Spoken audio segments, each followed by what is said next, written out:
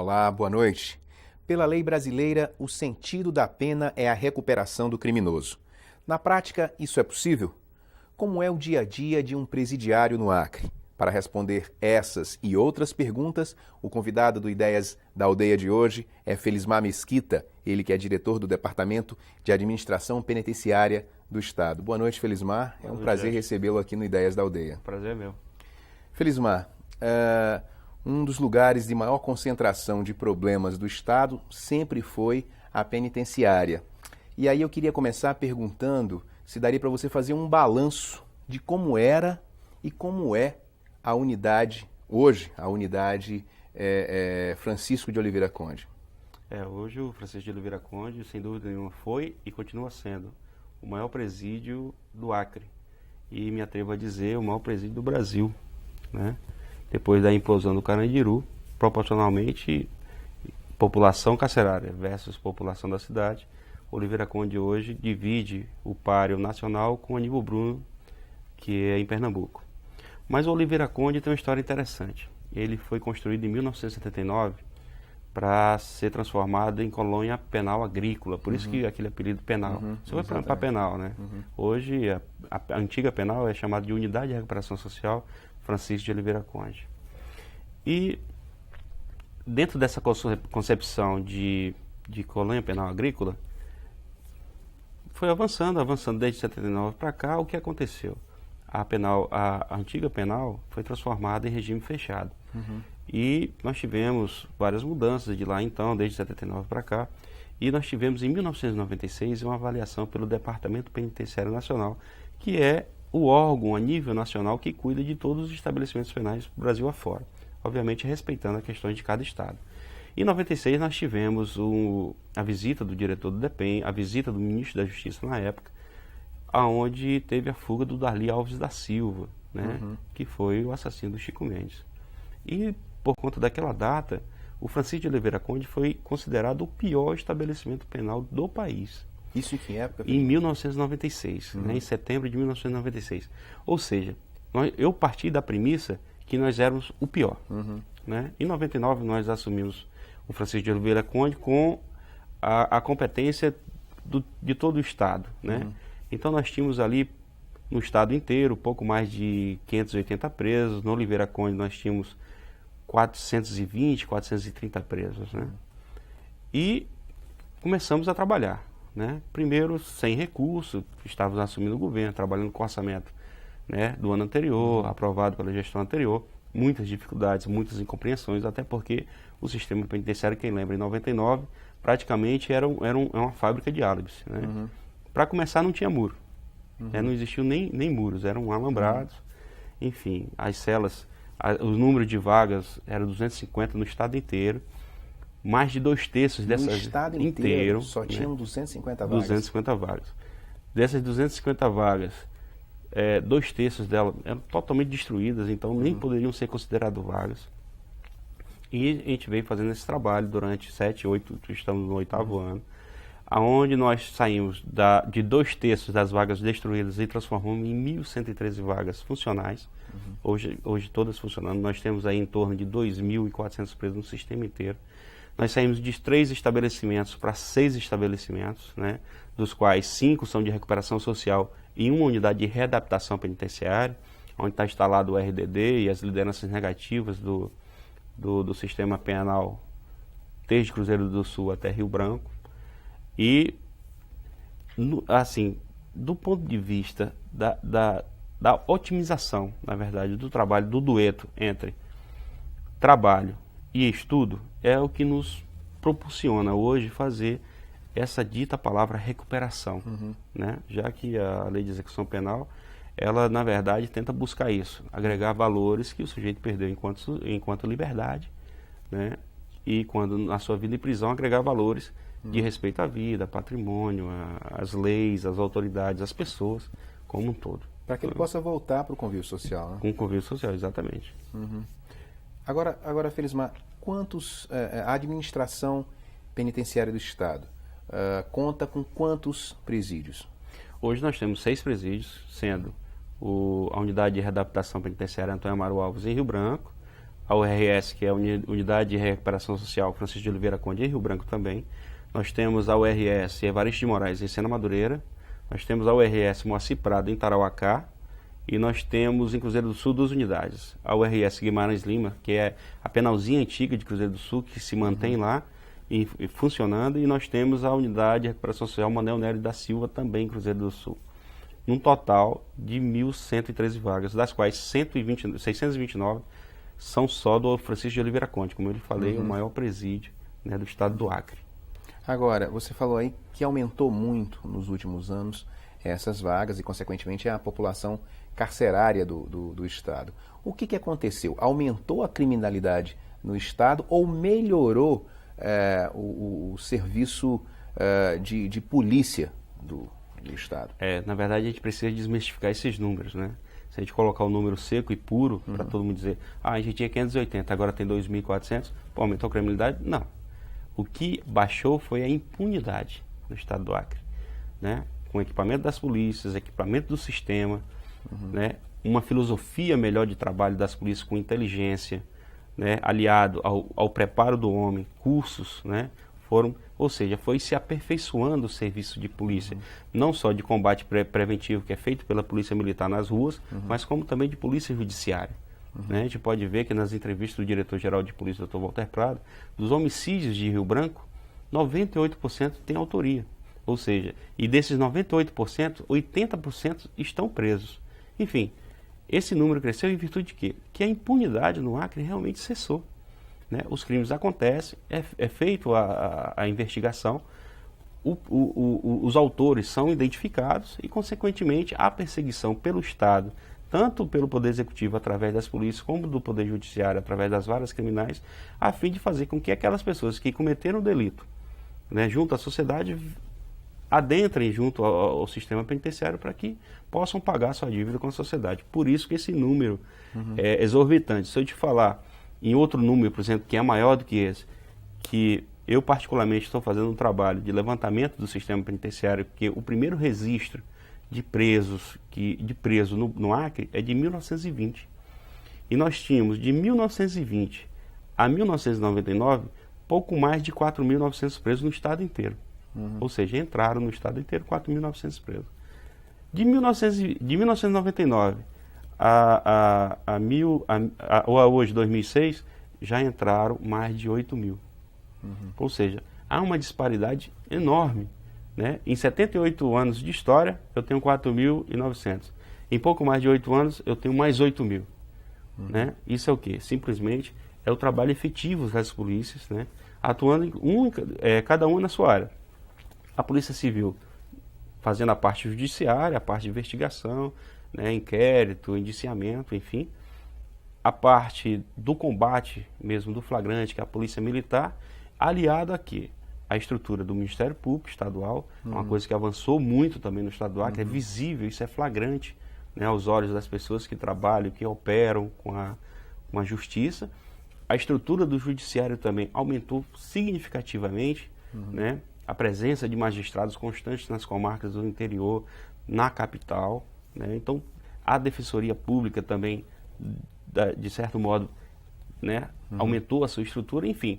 Todas essas estruturas que levam à atuação da justiça, né, e o sistema penitenciário não pôde ficar fora disso, também acompanhou esse desenvolvimento, que fez crescer, alavancar esse número que era tão ínfimo, tão inconstante, para agora. Aí tem outra questão também. Dentro dessa estrutura do sistema penitenciário, eu lembro que em 99, quando eu assumi o Francisco de Oliveira Conde, a minha rotina era acordar às 5 horas da manhã em casa, tomar café e ir para o presídio. Primeiro, enfrentar 1h30 de adoleiro, né, para chegar no presídio. Não tinha carro, então eu usava meu próprio carro. Né? E chegava lá, a primeira pergunta que eu fazia ao oficial de dia é assim: fugiram quantos? Então tinha dia que fugia 5, tinha dia que fugia 10, teve um dia que fugiu 100. Né? E aí eu fiquei, poxa, o que é que nós vamos fazer? E começamos a trabalhar, né? Não só do ponto de vista social, que é o trabalho de recuperação realmente, de agregar valores àquelas pessoas, mas também um trabalho de segurança. Você, para ter ideia, ano passado nós tivemos 6 fugas no sistema penitenciário inteiro. Aonde o Oliveira Conde era campeão, só em 99 nós tivemos 184 fugas. do Oliveira Cândido já era o primeiro governo do governador Jorge Viana, e nós tivemos 184. Começamos a trabalhar e chegamos a esse patamar de no ano passado ter 6 fugas, né? Então todo esse desenvolvimento, toda essa batalha, toda essa agregação de valores, não só do ponto de vista social, mas também da segurança dentro do sistema, foi a peça fundamental para que a gente tivesse esse alavancamento dos números, né, que hoje parece que saltam aos olhos, né, de número de presos no sistema, mas é em virtude disso. É, na verdade, o cumprimento do princípio constitucional, que é o princípio da eficiência, que foi adicionado à Constituição lá em 1997, né, que é tornar mais eficaz as ações do governo. E o sistema penitenciário tem tentado cumprir esse papel, e a prova está aí nos relatórios anuais que a gente apresenta. Agora, essa história das fugas é interessante, porque quando se pensa em presídio, a população logo pensa em segurança em razão das fugas.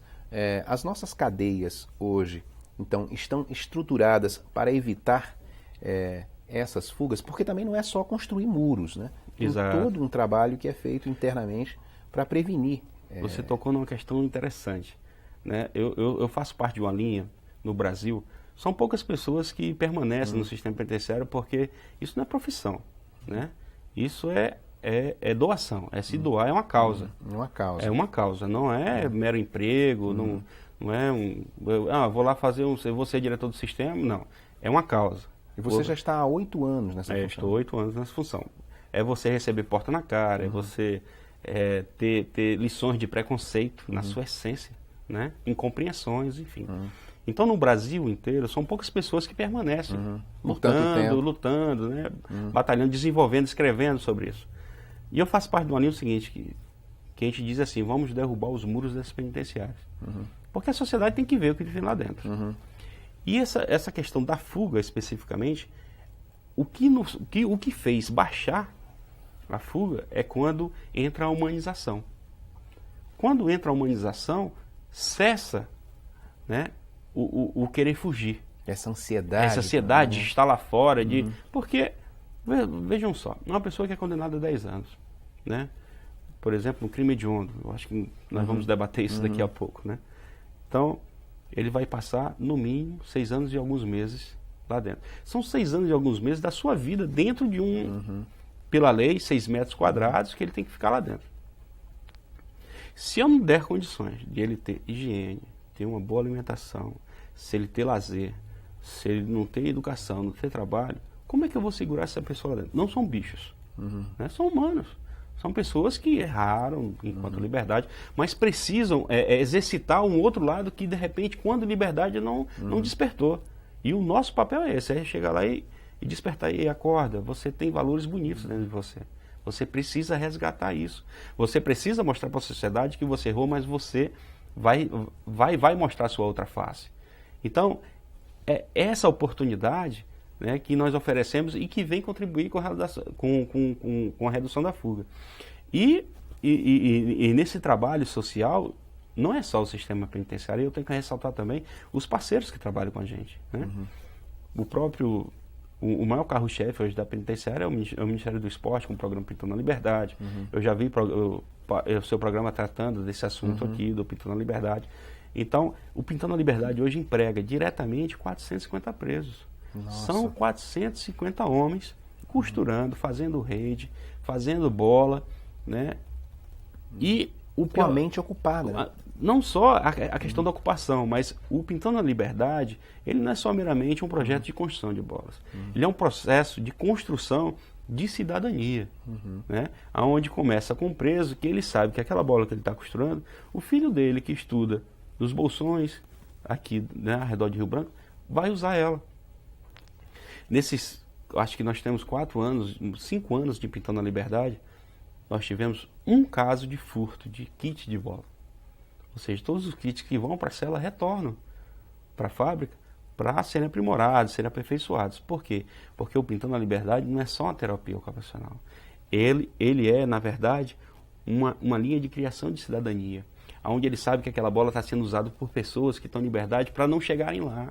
Claro. E isso é trabalhado pela equipe do Zé Alício, né, a equipe da Secretaria de Esporte, que atua diretamente dentro do sistema, né. A fábrica de bolas hoje ela é referência a nível nacional. Nós estamos em nível de qualidade igualados com o Paraná, que foi vanguarda nesse projeto, né. E o Pintando a Liberdade, na verdade, ele é só o portão de entrada da possibilidade de trabalho dentro do sistema. A pessoa, a partir do momento que ela entra no Pintando a Liberdade e ela tiver um certo período de avaliação boa, ela vai para outros programas, ela consegue sair, por exemplo, nós temos convênios aí que com outros parceiros, com a Embrapa, por exemplo, que é lá no quilômetro 12 da estrada da BR-364, onde eu tenho 20 presos que trabalham praticamente sem escolta, eu tenho uma escolta, e ficam dentro da fazenda experimental da Embrapa. E nós só tivemos um caso de fuga em 6 anos que nós temos esse convênio. O cidadão, por um problema familiar, foi de manhã, quando foi à tarde, se entregou no presídio. Se arrependeu, disse que não era para ter feito de outra forma, era para ter conversado com o escolta, enfim, conversado com o juiz para ter possibilidade de resolver. Se arrependeu, pediu para ser trancado, né? Então, quer dizer, 6 anos, 20 pessoas trabalhando, só tem uma fuga, está provado que o trabalho realmente agrega muita coisa. Nós temos uma parceria agora com a Prefeitura Municipal de Rio Branco, onde nós temos 20 presos, nós podemos chegar até 100 presos trabalhando. Nós temos com o Saerv 20 presos trabalhando na manutenção de toda a estrutura de predial do Saerv, ou seja, capina de postos, pintura, enfim, todo o serviço de manutenção. Nós temos também um convênio com a Tapiri, que é a cozinha que alimenta os presos, aonde parte da força de trabalho empregada é dos presos. Né? Até para eles valorizarem a comida que fazem. Claro. Né? E nós temos lá pouco mais de 40 presos trabalhando, efetivamente administrando, né, a cozinha, obviamente, sob a supervisão dos nutricionistas e cozinheiros da empresa. Nós temos uma empresa de sacolas que atua dentro do pavilhão feminino, né, com fabricação dessas sacolas que compram em lojas, né, de presentes e tal, é feito dentro do presídio. Nós temos a parceria também, agora firmamos uma parceria com a Copper Floresta de Chapuri, que usa a serraria da Funtac. Nós temos 5 presos trabalhando na serraria da Funtac. Né? E uma coisa interessante, quando a gente foi assinar o convênio da Copper Floresta, o presidente da Copper Floresta falou uma coisa muito interessante. Ele disse que os ribeirinhos, as pessoas de Chapuri, do projeto Cachoeirinha, eles se sentiam excluídos. Não tinham como manejar, não tinham como fazer manejo. Eles se sentiam excluídos. E quando viram a possibilidade de trabalhar com a penitenciária, eles disseram, poxa, a gente teve que fazer a cooperativa para ser incluído. E agora nós vamos ajudar os excluídos realmente. Que interessante. Né? Uma coisa puxa a outra. Então, são pessoas simples. Isso quer dizer, a gente foi pego de surpresa, né? Na solenidade que a gente fez. E ele falou isso, quer dizer, para a gente ser incluído, nós tivemos que nos juntar. E agora nós estamos ajudando as pessoas realmente que estão excluídas. Porque a prisão nada mais é que uma exclusão. É verdade. Né? Então, poxa, foi uma coisa assim que eu, nem sabia da história da Copper Floresta e acabei me interessando mais pelas histórias dos parceiros, para saber quem foi que puxou essa parceria, como é que veio essa ideia. E nós informando, né? E nós estamos assim, buscando mais parceiros. Agora mesmo a gente vai partir para o interior do estado, fazer parcerias com as prefeituras. Vamos tentar retornar uma parceria com o Correio que a gente teve há muito tempo atrás e infelizmente pela política interna do Correio acabou. Vamos tentar resgatar isso agora. Enfim, né? Para falar isso tudo, dizer que a questão da fuga, voltando para a questão da fuga, é isso. Acho que a partir do momento que você oportuniza o preso a cumprir sua pena com dignidade, né, com humanidade, que antigamente não tinha, cessa, é natural cessar as fugas. Felizmente nós temos que fazer um breve intervalo, mas vamos continuar nosso papo no próximo bloco. Não saia daí, o Ideias da Aldeia volta daqui a pouquinho.